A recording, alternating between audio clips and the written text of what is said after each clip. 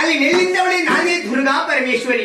ವೈಕುಂಠದಿಂದ ಧರೆಗೆ ಇಳಿದು ಬರುವಂತಹ ಸಂದರ್ಭದಲ್ಲಿ ನನ್ನ ರಕ್ಷಣೆಗೆಂದು ಧರ್ಮಪಾಲಕನು ಕಳೆದುಕೊಟ್ಟಿದ್ದ ನನ್ನ ತಂದೆ.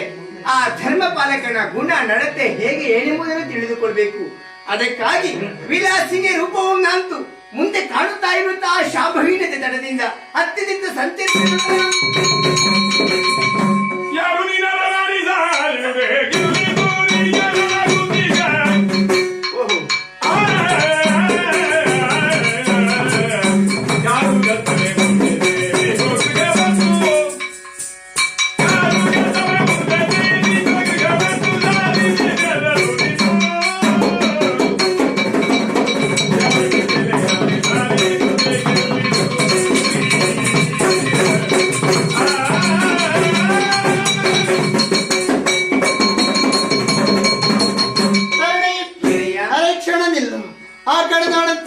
ಭಗವಾನ್ ಭಾಸ್ಕರನ್ ಪಶ್ಚಿಮಾವಧಿಯನ್ನು ಸೇರುತ್ತಾ ಇದ್ದಾನೆ.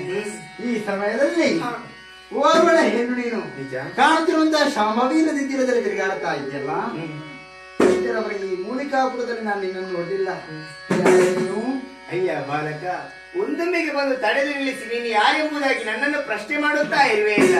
ನನ್ನನ್ನು ಪ್ರಶ್ನೆ ಮಾಡುವಂತ ಅಧಿಕಾರ ಈ ಊರಿನಲ್ಲಿ ಕೊಟ್ಟವರೇ ಅಯ್ಯ. ಈ ಕ್ಷೇತ್ರ ಯಾವುದು ಗೊತ್ತಾ? ತಿಳಿದಿಲ್ಲ. ಮಹಾಮಾತೆ ದುರ್ಗಾ ಪರಮೇಶ್ವರಿ ಬಪ್ಪ ಸಾಹುಕಾರನಿಗೆ ಒಳಿದು ಲಿಂಗ ರೂಪಿಣಿಯಾಗಿ ನೆಲೆನಿಂತ ಕ್ಷೇತ್ರ ಇದುವೆ ಬಪ್ಪನಾಡು.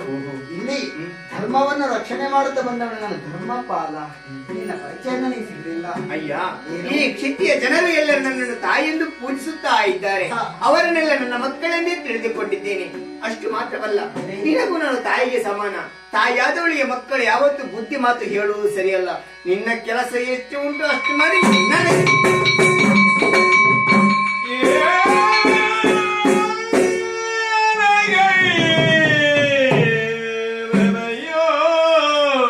ಏನ ಮಾಡಿದೆ ನಾನು? ಸರಿಯೇ ಮಾನವಳಿಗೆ ನಾನಮ್ಮ ಅಮ್ಮ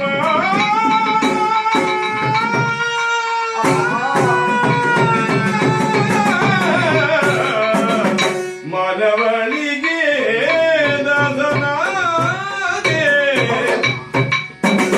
ಹೀನತನದ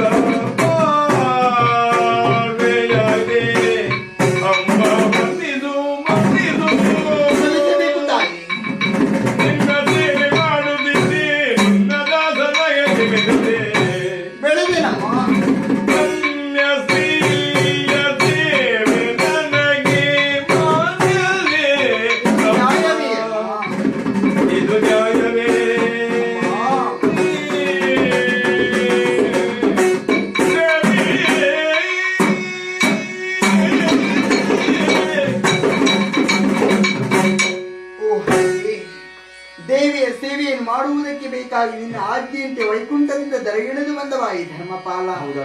ನಿತ್ಯ ನಿರಂತರ ದುರ್ಗಾ ಪರಮೇಶ್ವರಿಯ ಸೇವೆಯನ್ನು ಚಾಚೂ ತಪ್ಪದೆ ಮಾಡುತ್ತಾ ಬಂದೆ. ಆದರೆ ಸಾಮಾನ್ಯ ಹೆಣ್ಣಿಗೆ ಬುದ್ಧಿಯ ಮಾತನ್ನು ಕೇಳಿದರೆ ಆಕೆಯ ಚರಣ ಸೇವಕನಾಗಿ ನಾನು ಬಾಳಬೇಕಂತೆ. ಇದು ನನ್ನಿಂದ ಸಾಧ್ಯವೇ ಅಮ್ಮ? ಖಂಡಿತವಾಗಿ ಇಲ್ಲ. ಅದಕ್ಕಾಗಿ ನನ್ನ ಕಷ್ಟವನ್ನು ದೂರ ಮಾಡುವುದಕ್ಕೆ ಬೇಕಾಗಿ ಸರ್ವೇಶ್ವರಿ ಜಗತ್ರಕ್ಷಕಿಯಾದಂತಹ ದುರ್ಗಾ ಪರಮೇಶ್ವರಿಯನ್ನೇ ಸ್ಮರಿಸುತ್ತೇನೆ. ಜಯ ಜಯ. ಇಂದು ಮರುಗುವ ಧರ್ಮಪಾಲನ ಸಂತರಿಸಿ ದೇವಿ ಕರುಣದಿ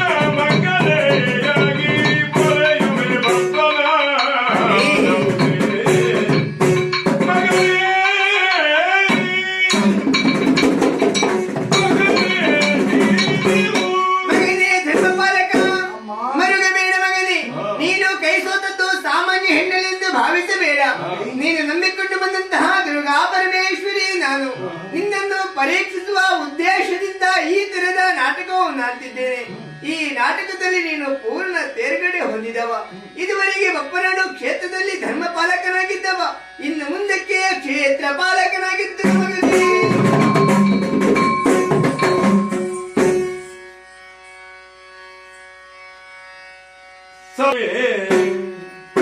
ಶಿವೇ ಸರ್ವಾರ್ಥ ಸಾಧಕೆ